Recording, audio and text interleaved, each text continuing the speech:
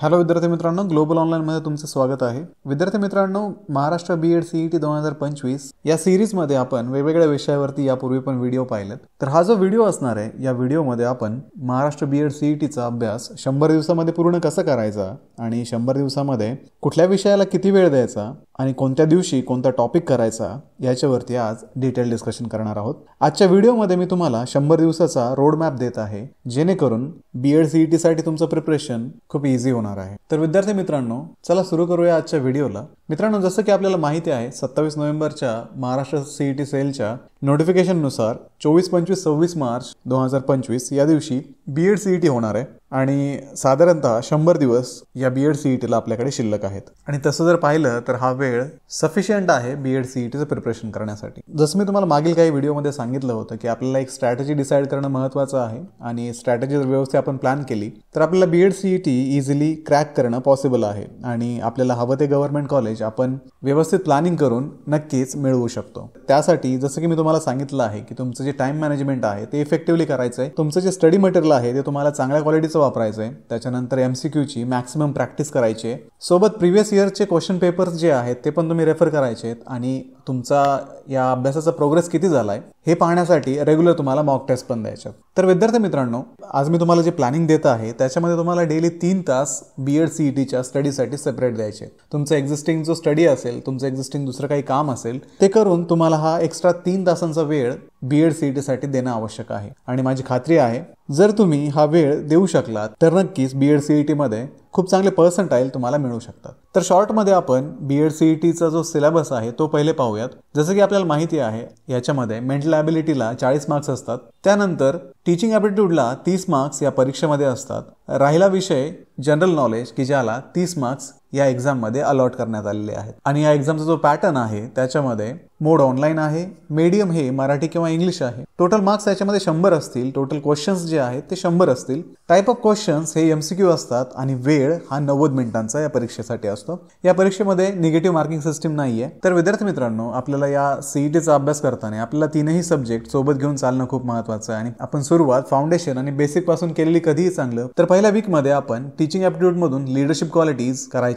त्याच्यानंतर general knowledge मधून current affairs तुम्ही फेब्रुवारी 2024 पासून सुरू करा वाचायला. मेंटल ॲबिलिटी त्यामधून तुम्ही सिरीज सिलोजिझम सुरू केलेलं कधीही चांगलं राहील. आणि विद्यार्थी मित्रांनो, प्रत्येक विषयाला तुम्ही डेली 1 तास द्या आणि पूर्ण आठवड्यामध्ये हे सगळे जे टॉपिक आहेत ते तुम्ही इझिली कव्हर करू शकता. तर या टॉपिकचा जो स्टडी आहे तो स्टडी करण्यासाठी तुम्हाला काही बुक्स मी रिकमेंड केलेले आहे. त्या व्हिडिओची लिंक तुम्हाला डिस्क्रिप्शनमध्ये मी देत आहे. त्या व्हिडिओमधून तुम्ही ते बुक्स पाहून घ्या. तुमचं मराठी मीडियम असेल तर तुम्ही त्या बुक्सच्या मराठी एडिशन्स घेऊ शकता. आणि इन केस तुमचे मीडियम ऑफ एक्झाम जर तुम्ही इंग्लिश सिलेक्ट करत असणार आणि तुम्हाला इंग्लिशमध्ये ही जर एक्झाम द्यायची असेल, सोबत ELCT द्यायची असेल, तरी तुम्ही ते बुक्स रेफर करू शकता. सुरुवातीला याची थेरी व्यवस्थित वाचा. थेरी वाचून झाल्यानंतर याच्यावरील एमसीक्यू जे असतील ते एमसीक्यू पण तुम्ही व्यवस्थित प्रिपेअर करा, जेणेकरून तुमची जी एमसीक्यूची प्रॅक्टिस आहे ती सुरुवातीपासून होत राहील. आणि हळूहळू एमसीक्यूची प्रॅक्टिस झाल्यानंतर तुम्हाला मेन एक्झाममध्ये असणारे एमसीक्यू जे आहेत ते सॉल्व्ह करणं खूप इझी राहील. तर विद्यार्थी मित्रांनो, ग्लोबल ऑनलाईनमध्ये आम्ही 2000 पेक्षा अधिक एमसीक्यूची बँक विद्यार्थ्यांना प्रोव्हाइड करतो.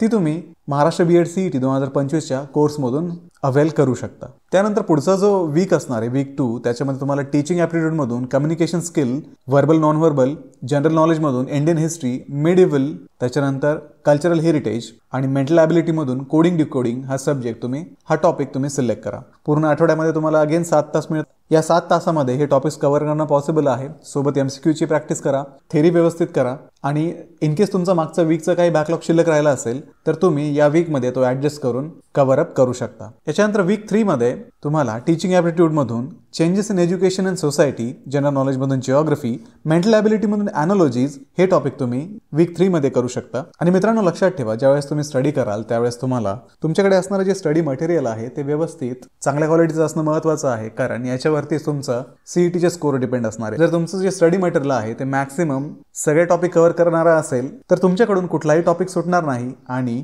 तुमची जी प्रॅक्टिस आहे एक्झामच्या दृष्टिकोनातून ती खूप चांगली होईल. तर विद्यार्थी मित्रांनो, ग्लोबल ऑनलाईनमध्ये आम्ही हे स्टडी मटेरियल आमच्या कोर्समध्ये विद्यार्थ्यांना प्रोव्हाइड करतो. आणि ग्लोबल ऑनलाईनचं जे स्टडी मटेरियल आहे ते ट्राईड अँड टेस्टेड आहे.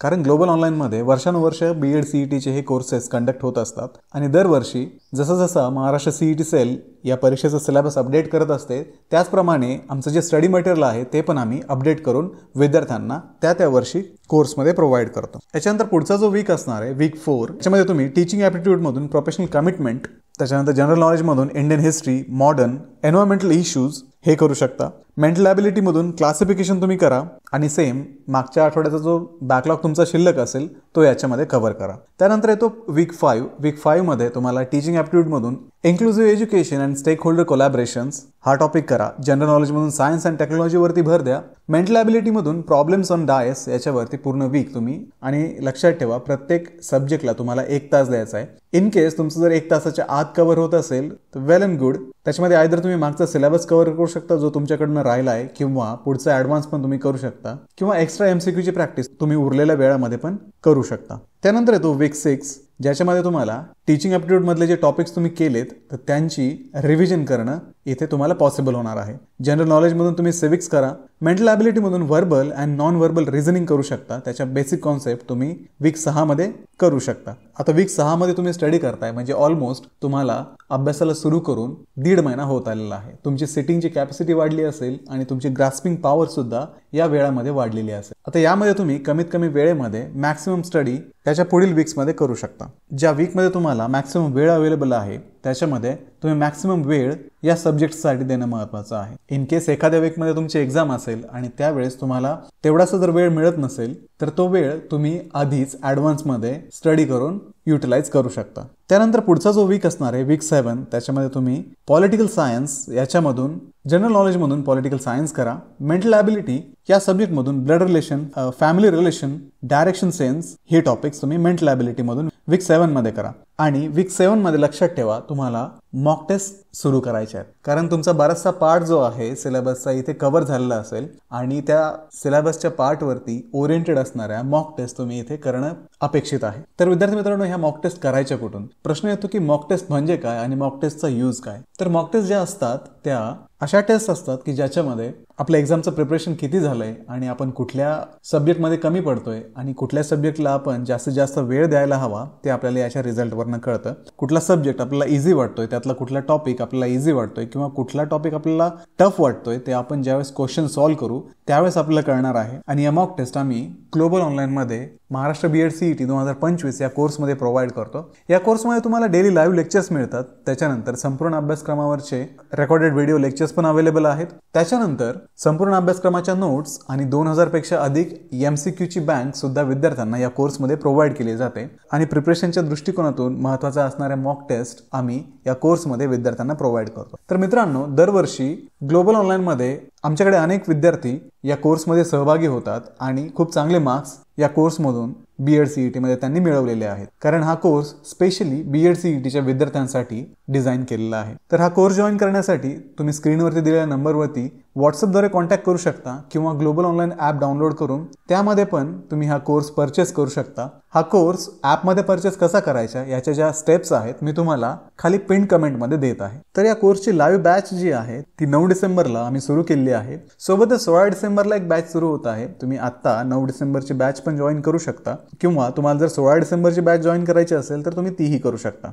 तर लवकरात लवकर ही लाईव्ह बॅच जॉईन करा आणि BEd CETच्या प्रिपरेशनला तुम्ही सुरुवात करा. तर विद्यार्थी मित्रांनो, याच्यानंतरचा जो आठवडा येतो तो येतो वीक 8 किंवा 8वा आठवडा. त्याच्यामध्ये तुम्हाला जनरल नॉलेजमधून current economic issues, Indian economy ही स्टडी करायचं आहे. मेंटल ॲबिलिटीमधून जे तुमचे वीकर एरियाज असतील लॉजिकल अँड ॲनालिटिकल रिझनिंगचे ते वीक एरिया किंवा ते वीक टॉपिक तुम्ही वीक 8 मध्ये अजून प्रॅक्टिस करू शकता, जेणेकरून एक्झामच्या दृष्टिकोनातून तुमचे कुठलेही टॉपिक सुटणार नाहीत. यानंतर पुढे जे वीक आहेत वीक 9 ते 12 म्हणजे 6 फेब्रुवारी ते 4 मार्च या वीक्समध्ये तुम्हाला इंटेन्सिव्ह स्टडी करायचा आहे. म्हणजे तुम्ही जो स्टडी करणार आहात तो रोटेशनल स्टडी करायचा आहे. याच्यामध्ये तुमचे 3 जे सेक्शन आहेत त्या तिन्ही सेक्शनवरती तुम्ही फोकस करायचं आहे आणि आलटून पालटून तुम्ही ते सब्जेक्ट घेऊन एकदम फास्टमध्ये त्याची रिव्हिजन करायची आहे. जर तुमचे काही टॉपिक मागे सुटले असतील तर तुम्ही ते इथे कव्हर अप करू शकता आणि प्रत्येक वीकमध्ये तुम्ही फुल लेंथ मॉक टेस्ट द्यायची आहे, जेणेकरून तुमचं कॉन्फिडन्स बिल्डअप होईल आणि तुम्हाला समजेल की आपण कुठे कमी पडतोय. 9व्या वीकची तुम्ही मॉक टेस्ट दिली त्यावेळेस तुम्हाला समजेल की आपला हा एरिया वीक आहे, तर 10व्या वीकमध्ये तुम्ही त्या एरियावरती फोकस करा. 10व्या वीकची ज्यावेळेस तुम्ही मॉक टेस्ट द्याल त्यावेळेस तुम्हाला कळेल की तो एरिया आपला कव्हर झालेला आहे. त्याच्यानंतर असं करत 11व्या वीकची एक मॉक टेस्ट द्या, नंतर 12व्या वीकची मॉक टेस्ट द्या. फायनली तुम्हाला 12व्या वीकमध्ये कळेल की तुम्ही हे एक्झामसाठी 100% प्रिपेअर झालेले आहात. त्याच्यानंतर येतो वीक 13 आणि वीक 14. या 2 वीकमध्ये तुम्ही ज्या शॉर्ट नोट्स आत्तापर्यंत काढल्यात त्या शॉर्ट नोट्स तुम्ही रिवाईज करायच्यात, कारण तुम्ही एक्स्ट्रा जास्त स्टडी मटेरियल इथे हँडल करण्यामध्ये काही पॉईंट नाही आहेत, कारण तुम्ही ऑलरेडी सगळं डीपमध्ये केलेलं असणार आणि तुमच्या ज्या शॉर्ट नोट्स असतील त्या फक्त तुम्हाला या 2 वीक्समध्ये व्यवस्थित रिवाईज करायच्यात आणि प्रत्येक वीकमध्ये तुम्हाला 2 मॉक टेस्ट द्यायच्यात आणि त्या मॉक टेस्टचा जो परफॉर्मन्स आहे तो ॲनालाइज करायचा आहे, जेणेकरून तुमचा अजून या एक्झाममध्ये कॉन्फिडन्स हा बिल्डअप होईल. आणि मॉक टेस्टमध्ये तुम्ही तुमचं टाइम मॅनेजमेंट फोकस करा आणि तुमची ॲक्युरेसी वाढवण्याचा प्रयत्न या मॉक टेस्टमधून तुम्ही करा. त्याच्यानंतर फायनल डेज जे असतील ते 19, 20, 21, 22, 23 हे 5 दिवस तुमच्याकडे असणार आहे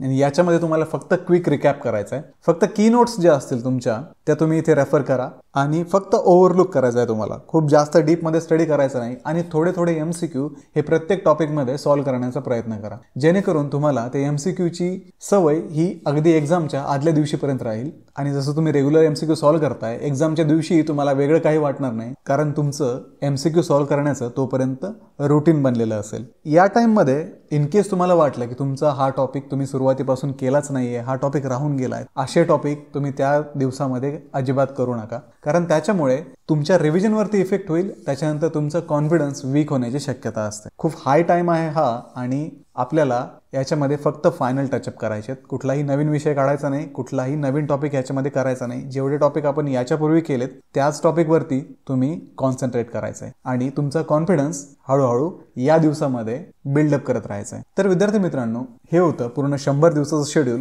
तर या शेड्यूलमध्ये तुम्ही तुमच्या वेळेनुसार ॲडजस्टमेंट करू शकता. एखाद्या वीकमध्ये तुम्हाला जर दुसरं काही काम असेल, तुमची एक्झाम असेल, तर तुम्ही त्याचा विचार करून अगोदरच्या वीकमध्ये किंवा नंतरच्या वीकमध्ये एक्स्ट्रा टाइम देऊन तो सिलेबस कव्हर करू शकता. माझं तर म्हणणं हे राहील की तुम्ही आजच बसा आणि तुम्ही तुमच्या ॲडजस्टमेंटनुसार एक तुमचंही शेड्यूल बनवा आणि सोबतचं हे शेड्यूल तुम्ही रेफरन्स म्हणून यूज करू शकता, ज्याच्यातून तुम्हाला एक डायरेक्शन मिळेल की तुम्ही तुमचा स्टडी कसं प्लॅन आउट करणार. तर विद्यार्थी मित्रांनो, तुमचं व्यवस्थित टाइम मॅनेजमेंट करा, स्टडी मटेरियल चांगलं वापरा, PYQ सॉल्व्ह करा, मॉक टेस्ट द्या आणि B.Ed CETच्या एक्झामसाठी व्यवस्थित प्रिपेअर करा. आणि तुमच्या या प्रिपरेशनमध्ये मदत करण्यासाठी ग्लोबल ऑनलाईन नेहमीच तयार आहे. तर महाराष्ट्र B.Ed CET 2025 ची बॅच जॉईन करण्यासाठी दिलेल्या नंबरवरती कॉन्टॅक्ट करा आणि आजच लवकरात लवकर हा कोर्स जॉईन करा. तर भेटूया पुढच्याच अशा व्हिडिओमध्ये. तोपर्यंत एक्झामचं प्रिपरेशन करत राहा. Best of luck.